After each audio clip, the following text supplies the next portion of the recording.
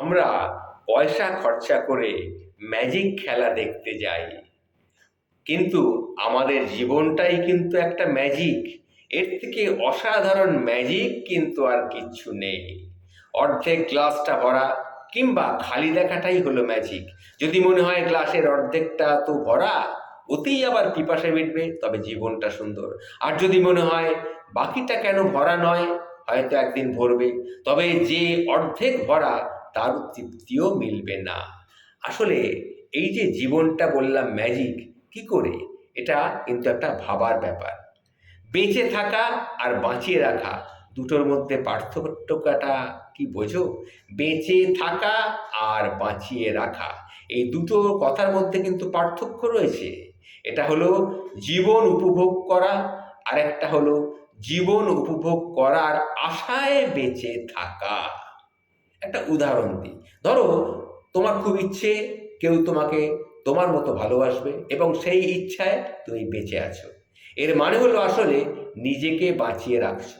আর ধরো, নিজেকে ভালোবেসে চমৎকার সময় কাটাচ্ছ, এর মানে হলো জীবন উপভোগ করছো, মানে বেঁচে আছো। যারা নিজেকে বাঁচিয়ে রাখে তাদের জীবন কাটে আসলে একদিন বাঁচবো এই আশায়। একসময় বার্ধক্য এসে গ্রাস করে ফেলে, তখন আক্ষেপ লুকিয়ে ভাগ্যকে দোষারোপ করে স্বস্তি নেবার চেষ্টা করে। কিন্তু জীবন আসলে এমন নয়।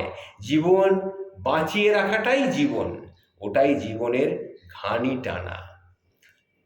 মাঝে মাঝেই অনেক ঘটনা আমাদেরকে চমকে দেয়। এই যেমন পা হারিয়েও পর্বতজয়ী কোনো মানুষ, কিংবা ধর্ষণের শিকার হয়েও ঘুরে দাঁড়ানোর গল্প, অথবা সম্পূর্ণ নারীর অকেজো হয়েও মেধায় উত্তীর্ণ কোনো মানুষের গল্প।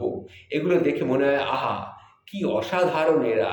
কিন্তু সত্যিটা হলো, এরা নিজেকে বাঁচিয়ে রাখার মধ্যে সীমাবদ্ধ থাকেনি, এরা বেঁচে থাকাটাকেই বেছে নিয়েছে।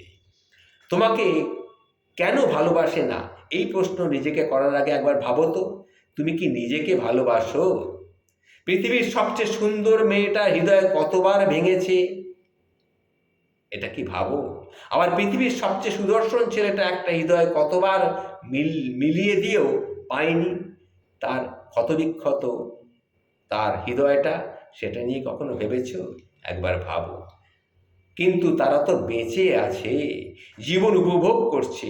তারা প্রেমে পড়লে বলে দেয়, জানে হৃদয় ভাঙতেই পারে, কিন্তু পাওয়ার চান্স নেই, আর মেনেও নেয় সেটা, যে হৃদয় হয়তো ভাঙবে।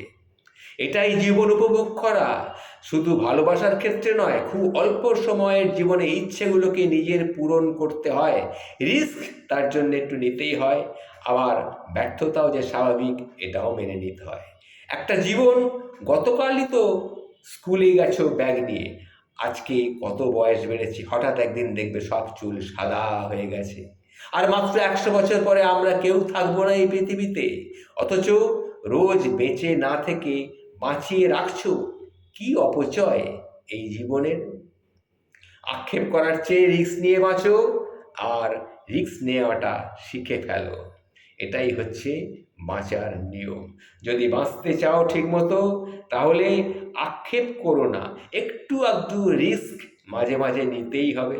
সেটা নিয়েই বাঁচো, এবং কিভাবে বাঁচতে হয় সেটা নিজে শিখে ফেলো, অন্যকেও শেখানোর চেষ্টা করো।